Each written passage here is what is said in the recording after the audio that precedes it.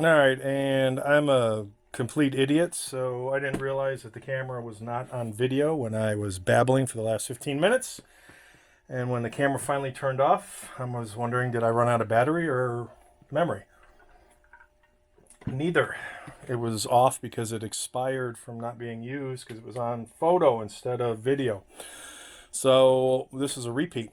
And now for my second act for the evening, a bigger box. This one says Lock and Load. I've already opened this because I thought I was videoing. You didn't get to see my wonderful delight with all of the cross-cut stuffing, and I will show you what was in that box in these two wonderful bags. And for those of you who saw my mechanical ammo plant from almost 3 years ago, this should look very, very familiar. I worked with the original designer, Jeff, at Sundag, JSON, at Thingsverse. And when I first bought his design, he didn't have this brace. And I couldn't get the case feeder to work reliably. And together, he came up, well, I won't say together, he had an idea about a brace. And that was the biggest single difference that made this thing perfect for me and has worked great for the last couple years. Well, fast forward to this year, and I've seen there are people out there that have taken Jeff's design and run with it a little bit, and they've made some enhancements. This guy, Bart, is on version 4, so he's got V4 printed everywhere. And the difference in Bart's implementation or enhancements to Jeff's design, original design, I'm gonna have to clean this. Minor stuff in terms of keyway and how things set, but little extra lip for the casing, how the top feeder is implemented, put a roller on for both the back and here, an external spring versus an internal spring, some hardware. As opposed to the original design, which just had exposed hardware. But to me, the single biggest difference is in this bag with these parts. And it looks like there's a couple bolts here. I'm going to guess these are some shims. I have used washers. In fact, I'll show you the back of mine in here in a second. And the biggest seller for me on this particular upgrade, or what I'm going to call an upgrade, is this. So here's where I've put some Delrin, I don't even know what you call them, giant washers, to give me the same effect of this enhanced support. There's where your tubes go in, but what makes this so different is this is adjustable for a particular bullet. So 223, 8mm, 30-06, 45, and 9, which is what I would run. So I can now run a whole bunch, but I only use 45 on this press. So I thought that was cool that you could have multiple, and I think it's actually this. Looks like it only wants to go in one direction. Don't want to force anything, so that's the hole that lines up with 45 and 9. And then he's enhanced this a little bit so that I'll call it levels of adjustment. And it just looks a little bit different. So let me show you some of my old press. So let's see. I don't know how to get the camera. Murphy's Law. That's going to be wanky janky. Let me see if I can flip that up a little so it's not so funky. So you can see here I've added this enhancement to between the nuts, the number of nuts that essentially creates that particular extra support Mine does not have any type of adjustability for different bullets. I'll reuse the same tubes. Let me go around to my case feeder. All right, so you can see my case feeder, my version, and I wish the red was a little darker. I'm not a fan of the bright red, so I miss this red. But I like the fact that instead of this plastic tube, you now have a feed structure that comes down a little better. The tube was great for seeing if the round was upside down or not, but again, this is a little more robust. When you look at what's been done down here, and let me move the camera so down here makes sense. Again, a little more robustness in what was the original, and when you see how that works, the adjustment is here in terms of how far this comes out, whereas with this one it looks like the adjustment is back here for this spring, or maybe it's this. I'll have to nope, actually it's not this. So this is a huge difference. This, and the lighting is terrible back here, but I don't want to drop anything. This keyed hole is where this roller goes in. So now you have a roller, a mechanical version of this, and this is just a plastic nub that sits in the track. So you can see the track is much, much larger, deeper. Again, it's carved out to fit this this device, and I'll show this hopefully a little better in a minute with the light. So those are the big differences, and let me move the camera. Again, I wish the red was a little bit deeper, but it is what it is. So again, this particular wheel that sits inside this recessed, completely carved out, so you've got a very smooth glide there. So it's not plastic on plastic. It is a flywheel that is rotating in this groove. So I like the enhancements. I wish, like I said, I wish it was in a deeper red. I love the color of the original. So I don't know when I'm going to install this, because I'm also a fan of if it ain't broke, don't fix it. But I also wanted to see what was out there and potentially try something new, or at least update what I've got. So this was a pretty cool enhancement. So I got to give Bart kudos. And he put this together. So I ordered the complete kit as opposed to parts, because I didn't feel like trying to fit this all together, especially since I didn't do that with the original, and bought the original as a kit from Jeff as well. So that is that. And again, I don't know when I'm going to put that together, because I'm not unhappy with what I've got, but now I've got a backup. What I talked to you before about N+1, so I'm just not a fan of being caught without having a backup in case something goes down.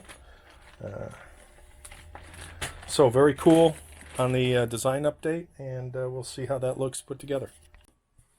Good morning, YouTubers. Reloading Bench back with you once again, and I wasn't going to make this video, and then I decided from a heads-up perspective, for those of you running the Lock N Load version 4 case loader that is now out there in the public domain, I thought I would tune you into some issues I had years ago with version 1.0, and that comes down to the tubes.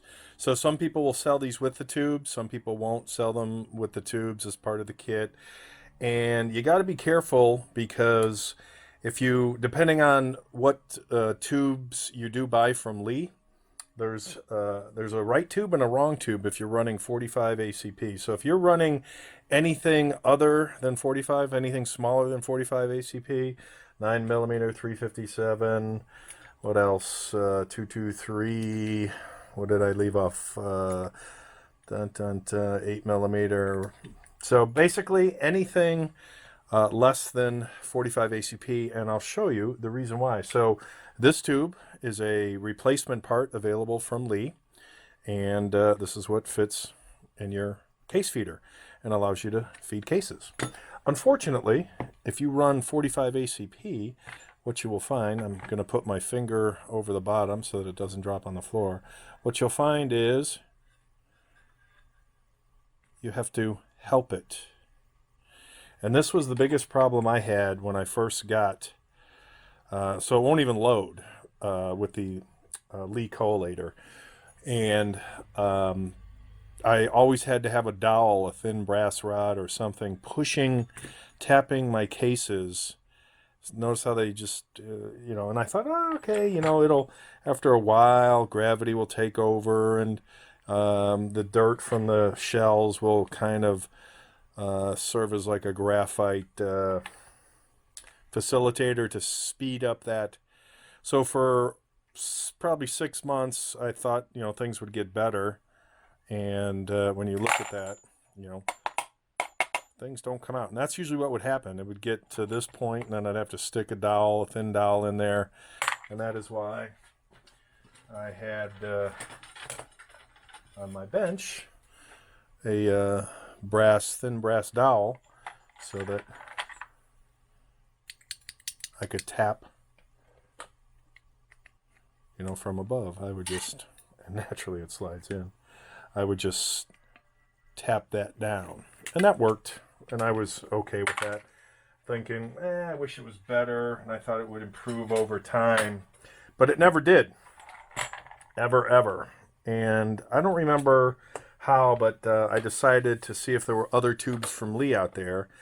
And this kit is called, and I ended up calling, because since I bought my tubes years ago when I upgraded my version 1.0 case feeder, I called Lee and I asked them about this, and I'm like, what other tubes do you have? And Sue at Lee said these replacement parts, and again, when you look at how thick the, you can barely press that in, so it's got some dimension there, which I will measure with my digital calipers, because I don't like to guess on my analogs. But she said, no, the kit you want is 90661. And then I wrote on here, Lock N Load case feeder, because I had purchased my tubes so long ago that I'd forgotten what I bought. And this is a set of 7. I don't know why 7 is a magic number, why not 8, but whatever. Here's 7 tubes, so I will show you the difference in the tubes as I put that back. So this tube is, again, outside diameter, exact same to put your feeder in. And I'm not jamming these in because this is going back in a box until I install it on my other Lock and Load. Same length, 15 inches end to end. But the difference you can see is in the thickness of the walls. So when I press these, it's very easy to compress, translate break, I guess, versus this one doesn't compress as much. So they both have the exact same outside diameter because they fit this the same. It's the inside diameter that's different, and I'll measure those to show you. But again, this is the tube that flexes quite easily, and because you'll see these slide down a little easier. In fact, you'll even hear it. I'll try and get my hand out of the way.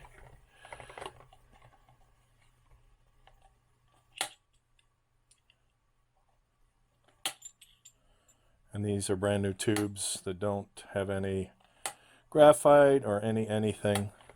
So, and when I lift this up, you'll see them. So this is the tube that you want with any of the case feeders if you're running 45 ACP. If you're running anything smaller, the replacement tubes on Lee for $2 each are a great buy, because if you order one tube, you get it for free, because replacement parts from Lee are free. But if you order more than one, in my case I ordered 4, they charge me $2 for each tube. So 4 tubes with 1 tube being free as a replacement part was $6. Great deal. But unfortunately Lee does not sell this tube as a replacement part as it does this tube. So I'll stop babbling, and this is exactly why I love my digital caliper, because when you look at the inside diameter, and I don't know if there's, let's see, I'll do it like this. So you're running at approximately 12.26 millimeters, give or take, because I don't want to push it too hard, because it is a thin plastic and I don't want to stretch it. So let's call it 12.2. And I feel like I'm stretching it now. Let's call it 12.25. All right, so this should be a little bigger because it's a thinner diameter, 13.36, and I don't want to push it too hard because I can probably, you can see me bending the plastic out. So I'm gonna just say it's 13 millimeters. So 12.25-ish versus 13 millimeters. And that little extra, and again, if I don't stretch it, that little extra bit allows the case to just drop so freely, whereas this one, not so much. It needs help. So again, if you're running anything other than the 45 ACP, go for the thicker wall. It's sturdier, it'll last longer. If you're running or reloading 45 ACP, you want the thinner walled, which is only available in this Lee case feed tube kit for the Pro 1000 and Loadmaster part number 90661. So sorry for the babble, but it's a lifesaver if you're running any of these version 1 through version 4 case loaders for the Lock and Load. And again, you're running 45 ACP. Again, if not at 45 ACP, then no worries. You don't need to go out of your way, and you can get them cheap on Lee's website. That is it for this beautiful Sunday morning. Take care, folks.